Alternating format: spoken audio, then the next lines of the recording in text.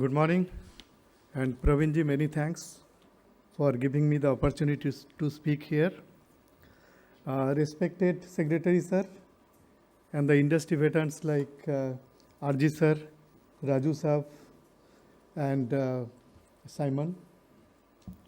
As such, the learned speaker would talk more about the policy matters, and I expect to hear from them on CIBRC reforms or PMB or such type of, policy issues. My focus would be more on the agri extension and the farmers' awareness in terms of agrochemical.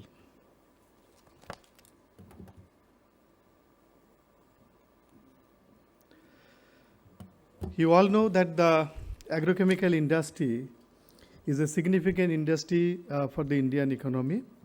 And at this point of time, we are doing more export than the, if I compare with the domestic use. And is going to poised to reach US dollar around 18 billion by 2025. To sustain this momentum, industry needs significant increase in R&D activities, policy reforms related to trade, marketing, production, manufacturing, product registration, and most important is protecting the intellectual property right. Agrochemical industry have grown substantially in the last decade, but there is a gap between research labs to a farmer's field.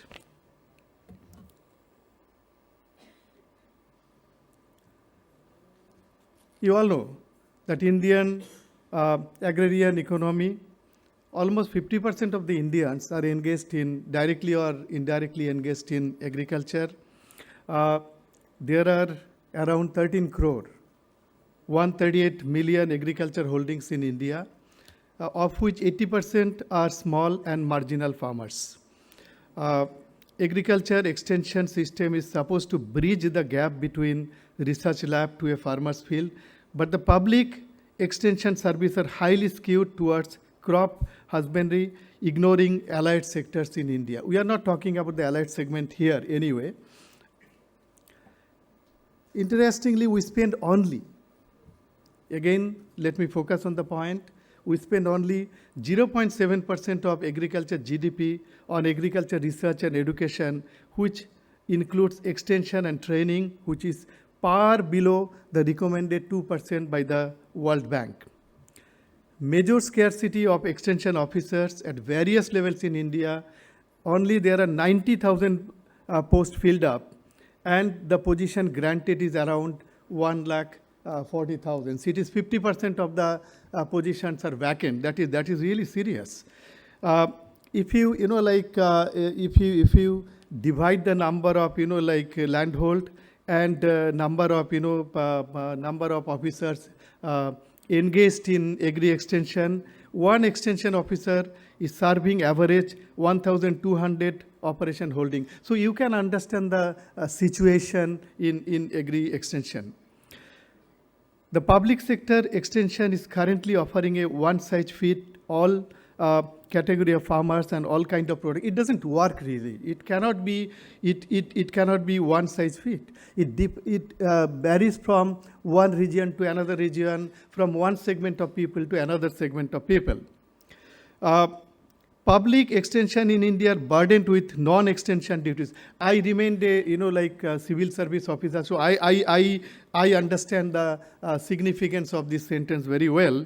That public extension in India are burdened with non-extension duties means the people employed for extension work, they are doing something else, and extension professional unwillingness to work in remote area. They got very much used to, habituated to work from the office only. Extension work cannot happen sitting in the office. What is desired? To increase the budget of agriculture extension and training, that has to increase, as per the World Bank, it should be 2% minimum. Extension programs should be dynamic and customized as per the requirement of particular region and population. It cannot be same all over the country. Employing skilled and dynamic agri extension workers in every taluka, What I'm saying, that every subdivision, there would be dedicated officers for extension work. It should not happen that, if something is required from one subdivision, the officers are going to another subdivision. They may not understand the requirement also. Extension work should be properly trained and regularly updated on the latest crop protection chemicals. The training is not happening. Now, is it the responsibility of the government only? My answer is no. Even the industry should come forward. I can always criticize the government, but I should at the same time, I am the Director General of a federation having the manufacturer, the multinational, the Indian manufacturers, everyone. Right? I cannot put the blame on the government only. We have some responsibility. And looking at that, what is our responsibility? My members, they are supporting me. We have started a campaign, Jago, Kisan ko jagana hai basically. We did the campaign in Haryana. It has been inaugurated by the Haryana Agriculture Minister JP Dalal. We did it in Maharashtra, which has been inaugurated by Nitin Gadkari ji, and still the programs are going on in other states. And what are we talking about? What are you talking about? We have deployed vans. They are going to different villages. They are talking about how to use the agrochemical, when to use the agrochemical, what are the agrochemical to be used, so that they don't use the agrochemical unnecessary, waste it, and that create a hazard for them also.